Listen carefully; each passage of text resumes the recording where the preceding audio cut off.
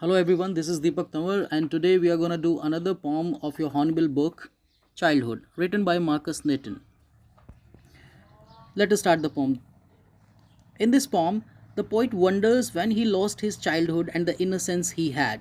So we get to know that in this poem the poet wonders, or he is becoming so curious to know that when he had lost his childhood and the innocence he had during his childhood so वो आश्चर्य में है और वो जानना चाहता है कि उसने अपनी चाइल्डहुड और वो इनोसेंस जो हुआ करती थी जब वो बच्चा था तो वो उसने कब खो दी है। वो जानना चाहता है इस बात को कि कब वो बड़ा हो गया और वो बचपना जो है वो पीछे छोड़ा है और उसको उन्होंने उस बचपने को छोड़ दिया है।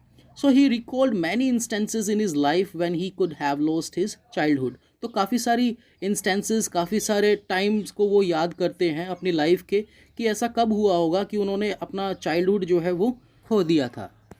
सो the poet says, when did my childhood go? Was it the day I ceased to be 11? Was it the time I realise that hell and heaven could not be found in geography and therefore could not be? Was that the day? So here the poet wonders when did he lose his childhood and was that the day when he ceased to be 11 means जब वो 11 साल का हो चुका था, क्या वो time था जब उन्होंने अपना चाइल्डहुड जो है वो खो दिया था? और was it the time I realized that hell and heaven could not be found in geography and therefore could not be? Was that the day?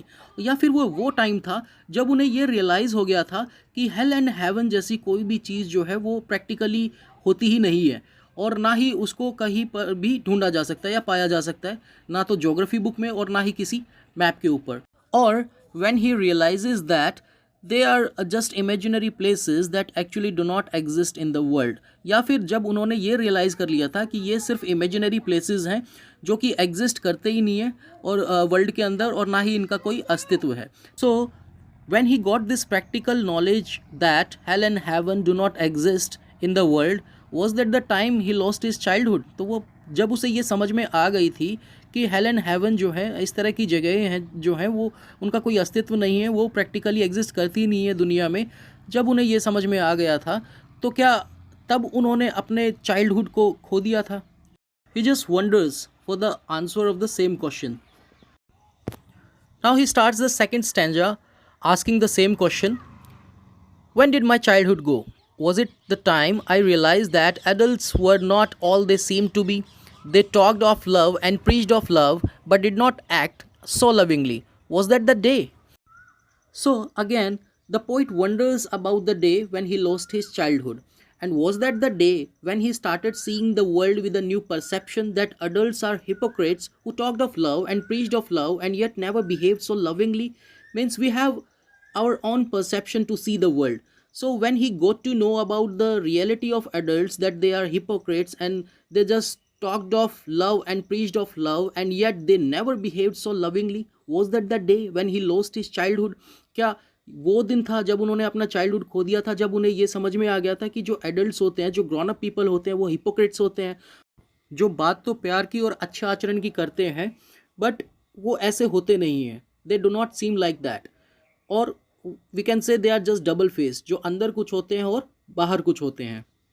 तो क्या तब उन्होंने अपना चाइल्डहुड खो दिया था जब उन्हें ये समझ में आ गई थी कि adults are double faced and they are not like what they seem to be? Now the poet starts the third stanza with the same question, when did my childhood go?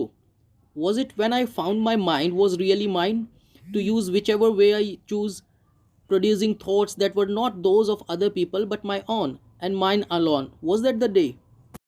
Now the poet asks himself again about the possibilities of losing his childhood. He wonders about the day he realized that his mind was his own and could use it the way he wants. अब poet जो है वो फिर से सोचते हैं, आश्चर्य करते हैं कि वो कौन सा दिन था जब उन्होंने अपना चाइल्डहुड जो है वो खो दिया था। क्या वो दिन था जब उन्हें ये रियलाइज़ हो गया था कि उनका जो माइंड है वो उनका खुद का है और वो जिस दिशा में चाहे, जिस डायरेक्शन में चाहे उसका यूज़ कर सकते हैं।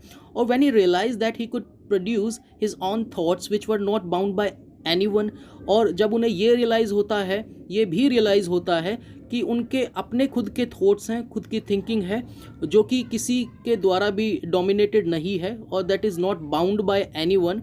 और when he sensed his own individuality and a separate personality, was that the day he lost he lost his childhood.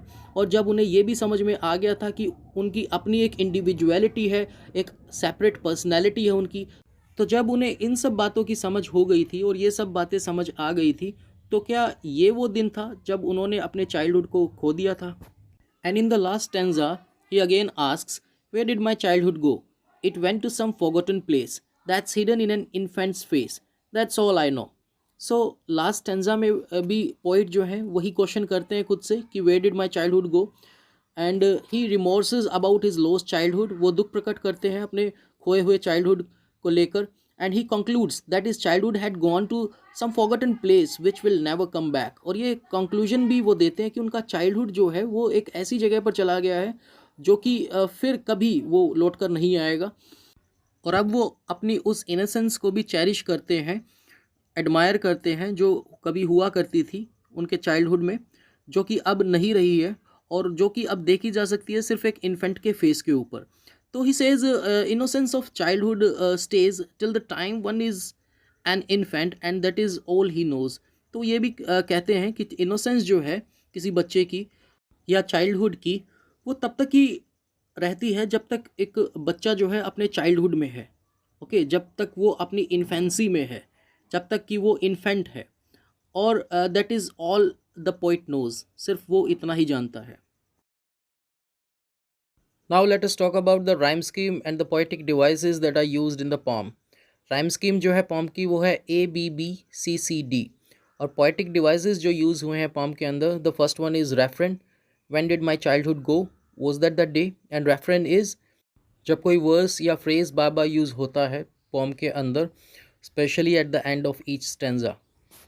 The next is antithesis. Antithesis means when two opposite ideas used together. यहाँ पर hell and heaven जो हैं वो दोनों opposite हैं और this is called antithesis. Antithesis का भी इसमें use हुआ है. And the last one is alliteration. Alliteration, you already know what alliteration is. This is when consonant sound repeats. Example हैं the time, my mind, whichever way, thoughts that. तो ये सारे example जो हैं वो alliteration के हैं. Thanks for watching the video. See you in the next video.